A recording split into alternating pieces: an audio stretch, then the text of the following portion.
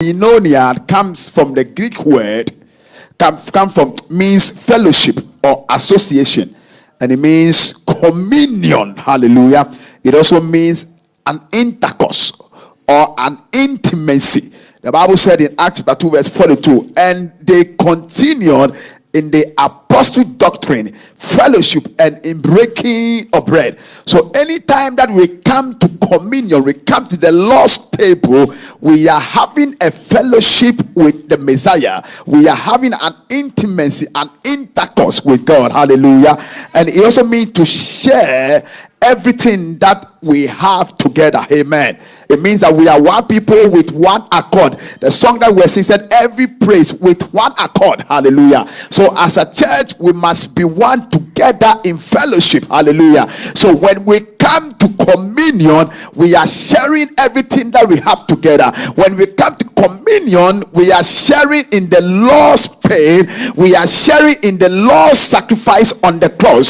So what means that if you are going through any pain, I am with you together. I am sharing your pain with you. If you are rejoicing, I am rejoicing with you. The Bible says, rejoice with those that rejoice, mourn with those that mourn. So when we come to communion, we are saying that we are in one fellowship. We are one together. I am standing by you. When you are falling together, I am falling. When you are standing together, I am standing with you. I came to tell somebody here, I don't know the problem and the crisis that you are going through, but I came to tell you that as we fellowship in the communion, there shall be a strength. The Bible said that when the people meet together and they begin to pray, the Bible says suddenly, my God, there was an earthquake, and the Bible said in the grounds that we were praying, the Bible said the grounds begin to shake. So it means that when we come together in one accord, in agreement and standing with each other, and what we are saying that we are breaking bread together, we are standing together, we can push some things, we can shake some things out of our lives. This morning, I don't know, but I said I didn't come to preach, but I feel that something is about to be shaken out of your life. My God, the Bible says one will put 1,000 to flight, two will chase 10,000. So in communion, we are saying that we are two, we are together, and together we will push some things away. I am here to prophesy unto somebody here under the sound of my voice, that as we dine with the Lord, may we receive strength together, may we receive grace together, may we operate under corporate anointing, my God. And when we are one, we will put some things together. The Bible says, for behold, the people have become one, and that which that they have decided to do, nothing can stop them. Even the heaven cannot stop them. So when we come together and we are saying that we are living in love, we are walking together in love, in fellowship, we are agreeing together, even the heavens will recognize. And the Bible said, whatever we put our mind to do, nothing can stop us. I am here to tell you, nothing can stop every work of God in your life. Nothing will stop every work of God that God has started in ICB. No weapon, no power, in the name of Jesus. For we shall be together, we will fall together, we will rise together, we will walk together, we will pray together, we will fellowship together, we will do this together, because we are in communion. I am in communion with you, I am in intimacy with you, I am in fellowship with you. One God, one spirit, my God. For the Bible said that we all been baptized with one spirit into God, into Christ. We are one together. No weapon fashioned against us shall prosper. Division will not enter this place. Confusion cannot break us down. We are unbreakable. When we are one, we are unbreakable. I am here to tell you, no matter what people will say, it doesn't matter. You can be a small number, you can be a minority, but so long as you are together, you can push majority. I came to tell you, what you need is agreement with what God is doing here. What you need your brother somebody's anointing. You need my anointing. I need your anointing. I need your grace. I need your talent. Oh, I feel like preaching. I did not come to preach this morning, but I came to strengthen somebody. I am here to strengthen you. I am here to tell you that, my God, so long as we are working together, so long as we are standing together, walking side by side, agreeing, my God, speaking one language, praying with one voice, my God, we are pushing some things through. I came to tell you that some things in your life will be pushed through in the name of Jesus. God is in this place. I'm telling you. I was telling my son, I said, Friday I worked too much, so I feel that I'm tired in my body, but the spirit is alive. So today I'll take it easy. I said today I'll take it easy. Hallelujah. But the anointing has taken over. May the anointing and the presence of God, the power of God, take over any weakness in your life. The Bible said that I can do all things through Christ who strengthened me. I came to tell you that you can do all things. You can do it. Don't say that you are weak. I was telling a man from the Friday all night. I said, you are allowing your age to limit you. Don't let your age limit you. God is not looking at your age. God is not looking at how old you are. What God is after your mind. God is after your heart. If you can give him your heart. Caleb, even at his old age, he was bringing down giants. Caleb at his old age went to Joshua, give me this mountain. At the age of 80 years, Joshua said, they are giants, they are people there. Caleb said, I am able to bring them down. At the age of 80 plus, the man was asking for mountain. How can 80-year-old man climb a mountain? How can 80-year-old man go and climb a fortified height? Because he knew that it is not by might, it is not by power, it is by the Spirit of God. I am here to tell you, you are saying that, Pastor, I cannot do it, but I came to tell you that as we fellowship together, as you die in the Lord's table, I prophesy over your life that you shall receive strength. You are sick here under the sound of my voice. I came to tell you in the name of Jesus that you shall receive your healing. Power shall be released, anointing shall be released, grace will come upon you. Somebody shout grace.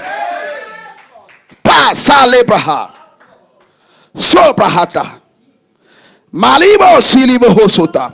Oh, talk to God. Matalabaha Se Pahadabas Kohinonia Sakoinonia, together with the Lord, an intimacy, fellowship together in Christ Jesus. Ayayaya babo sapraha pakosele babahato seha. Now, when you switch to the Hebrew, the word Holy Communion comes from the root word divakaut or davak. Now, davak or divakaut means to cleave, and it refers to communion with God. It means to clean or stick together. Hallelujah. Amen. So in Deuteronomy 4:4, the Bible said that you saw how the Lord wiped away your enemies. That's Moses speaking here. Deuteronomy 4:4. Let's put on the screen for me. You saw how the Lord wiped away all your enemies. But you survive, you live because you claim to the Lord your God. Because you held fast to the Lord your God.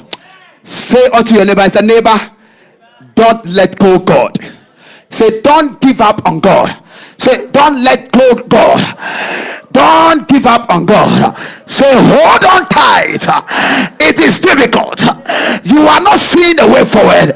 Things are not going the way you should expect. The ministry look as if that is a stand place. Stand still, nothing is moving.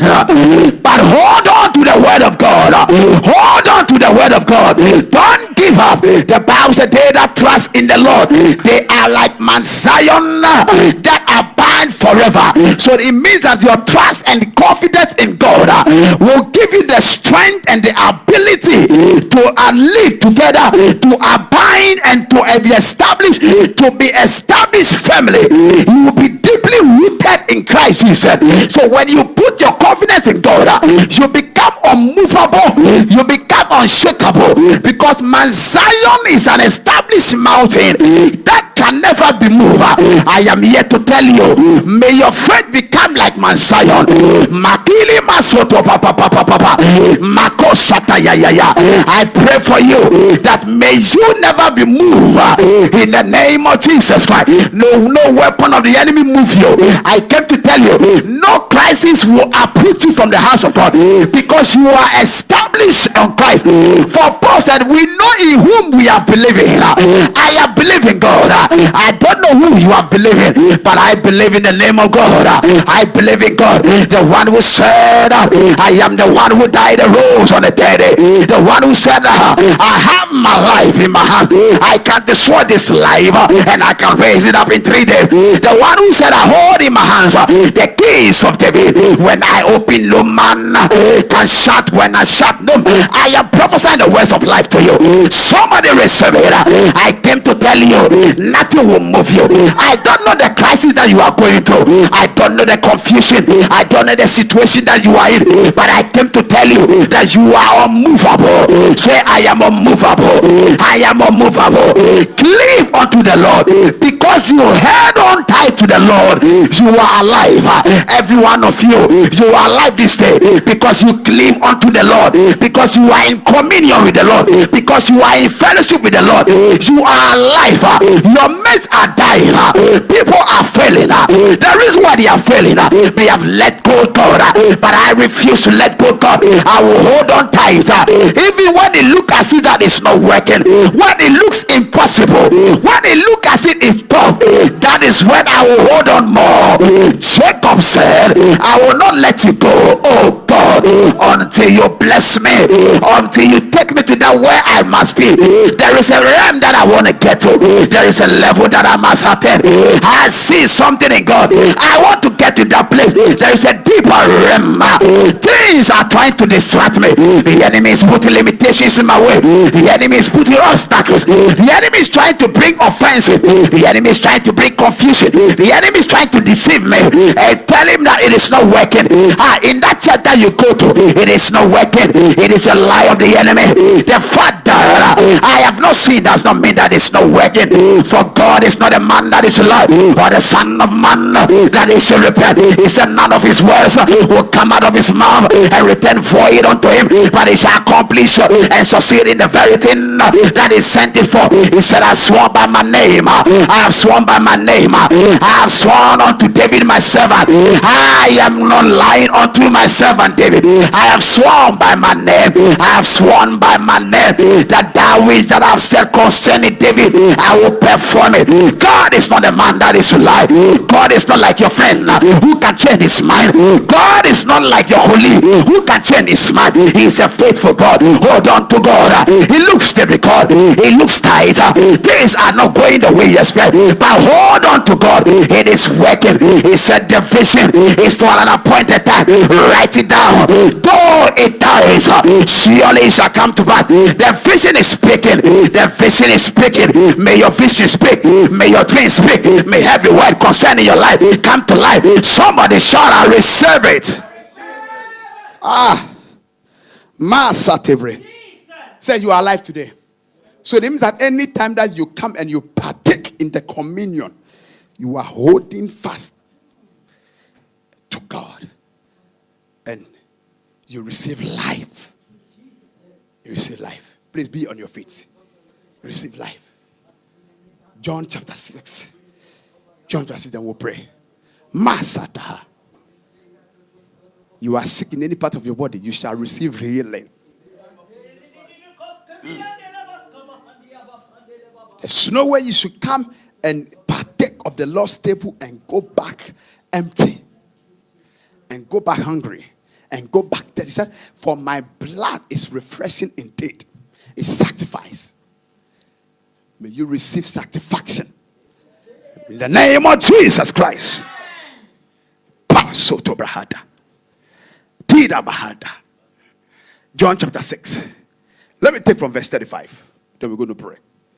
Mandi brohosa. And Jesus said, I love verse 34. Look what he said. And they said to him, Lord, give us this bread always. When we from verse 32 to 33, he said, I am the true bread that came down from heaven. I am not like the bread, the manna that your father ate in the wilderness and they died. That manna expired. But the bread, the manna that I am giving you now can never